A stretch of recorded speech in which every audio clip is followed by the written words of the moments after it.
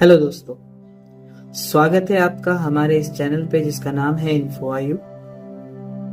दोस्तों, आज हम बात करेंगे एक ऐसे टॉपिक पे, एक ऐसे विषय पे जो कि आयुर्वेदा का एक मूल आधार है, दोषास। इस वीडियो में हम बात करेंगे आयुर्वेदा के 3 महत्वपूर्ण दोषास के बारे में, जो कि है वात, पित्त और कफ दोषास। जानेंगे इनके प्रकार, इनके वृद्धि लक्षणास, इनके क्षय लक्षणास और इनका संबंध समझने की कोशिश करेंगे आधुनिक मॉडर्न साइंस से। तो चलिए शुरू करते हैं। Welcome to Infoayu, where the ancient wisdom of Ayurveda meets the discovery of modern science.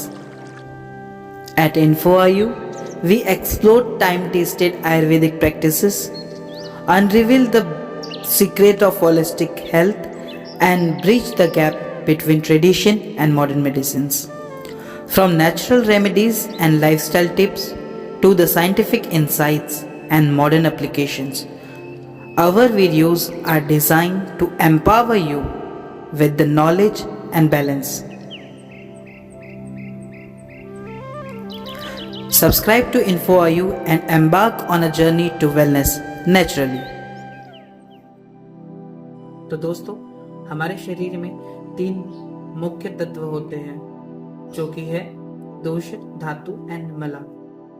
इन तीनों में से दोष सबसे ज्यादा इम्पोर्टेंट, अहम भूमिका निभाता है शरीर में, क्योंकि यह शरीर में होम्योस्टैसिस यानी कि शरीर के संतुलन बनाए रखने के लिए जिम्मेदार होता है।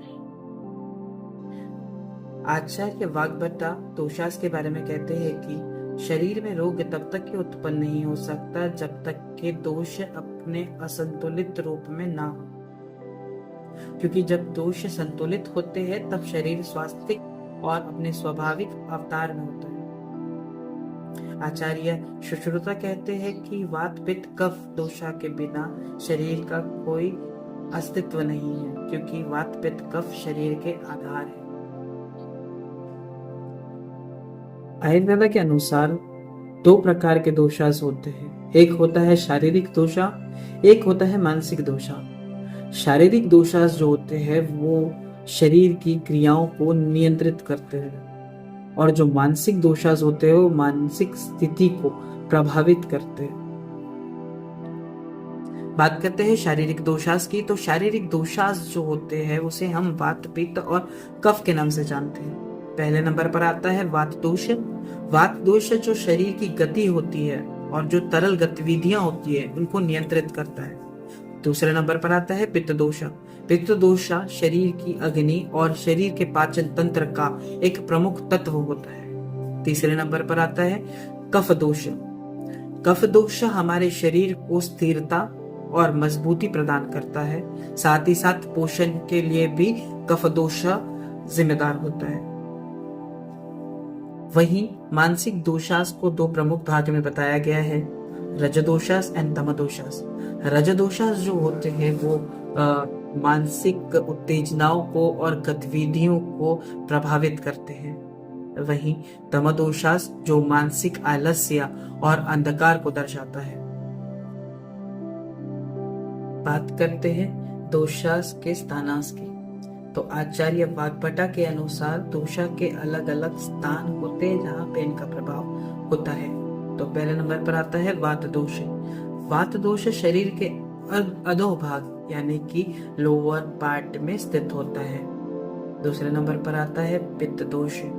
पित्त दोष शरीर के मध्य भाग में स्थित होता है, यानी कि middle part of the body में सिचुएटेड होता है। तीसरे नंबर पर आता है कफ दोष।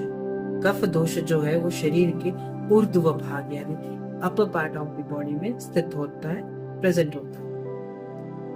इन तीनों को आयुर्वेदा में त्रिस्तुना कहते हैं, क्योंकि ये शरीर को एक बिल्डिंग के पिलर्स की तरह संभालते हैं। सबसे पहले बात करेंगे वात दोष की, तो वाता का मतलब होता है आकाश और वायु से बना हुआ। वात दोष शारीरिक गति और गतिविधियों को नियंत्रित रखता है, जैसे कि सांस लेना, blood circulation of the body, मानसिक स्थिति और शारीरिक गति।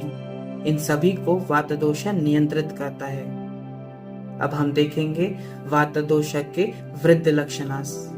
वाता जब अपने इंक्रीजिंग स्टेट में होता है तब क्या क्या लक्षणास दिखते हैं, क्या सिम्टम्स दिखते हैं। सबसे पहले आता है सूखापन, the dryness of the body. दूसरे नंबर पर आता है कंपकपाना, the tremors of the body. तीसरे नंबर पर आता है अनिद्रा, लाइक इंसोमिनिया। अब हम बात करेंगे वात दोषा की क्षय लक्षणास की। तो वाता जब अपने डिक्रीजिंग स्टेट में होता है तब क्या क्या सिम्टम्स दिखते हैं। तो सबसे पहले आता है मंद गति, like slow movement of the body obviously. दूसरे नंबर पर आता है आलस्य, लाइक लेथर्जिक स्टेट में होती है बॉडी। अब हम बात करेंगे इसके कोरिलेशन की मॉडर्न साइंस में। तो मॉडर्न साइंस में वाता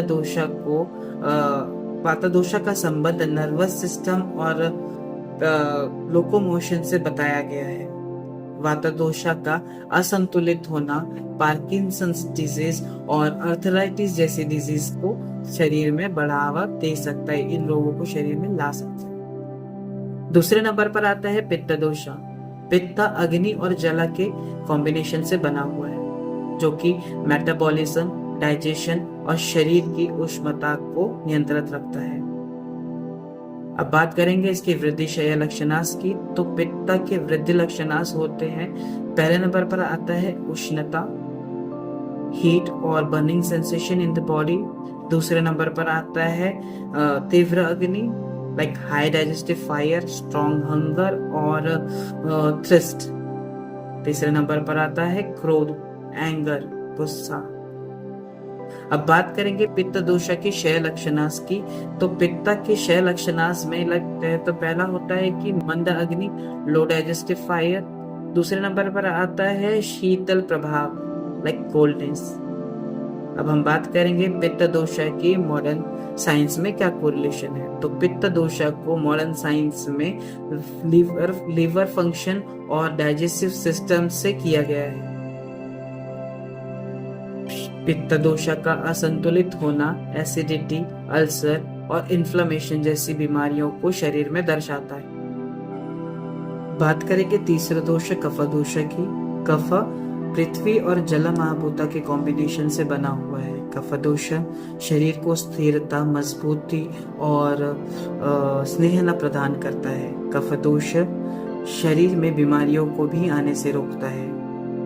बात करेंगे इसकी वृद्धि और क्षय लक्षणास की। तो वृद्धि में आता है आलस्य, लेथर्जिकनेस, शीतता, कोल्डनेस और शरीर बाहर बढ़ना, लाइक वेट गेन। इसके क्षय लक्षणास में आता है द्रवता, लाइक लॉस ऑफ लुब्रिकेशन। दूसरे नंबर पर आता है कमजोरी, लाइक वीकनेस। इसको मॉडर्न साइंस में कोरिलेट किया गया है इम्यून सिस्टम और रेस्पिरेटरी सिस्टम्स। कफ दोष का इम्बैलेंस होना, असंतुलित होना, अस्थमा, ओबेसिटी और म्यूकस डिसऑर्डर जैसी बीमारियों को बढ़ावा देता है शरीर। तो दोस्तों बात करते हैं तीनों दोषास के वृद्धि और क्षय लक्षणास का प्रभाव हमारे शरीर पे किस तरीके से पड़ता है।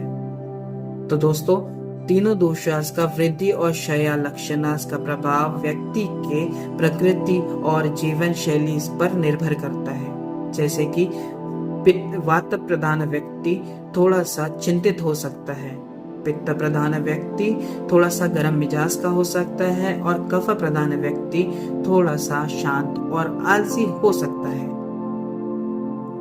आयुर्वेदा के अनुसार तीनों दोषों का संतुलित होना शरीर के स्वास्थ्य के लिए बहुत ज्यादा जरूरी है। हमारे आयुर्वेदा में बहुत सारी ऐसी औषधिज है जो कि दोषांश को संतुलित रखने में सक्षम है। तो दोस्तों ये थी हमारी वीडियो तीनों दोषास के बारे में। अगली वीडियो में हम बात करेंगे पर्टिकुलरली वात दोषा के बारे में। तब तक के लिए सब्सक्राइब करें हमारे चैनल को, इन्फोआयु को। और अगर आपके कोई सुझाव या क्वेश्चंस हो हमारे इस टॉपिक के बारे में तो प्लीज कमेंट करें। Thank you.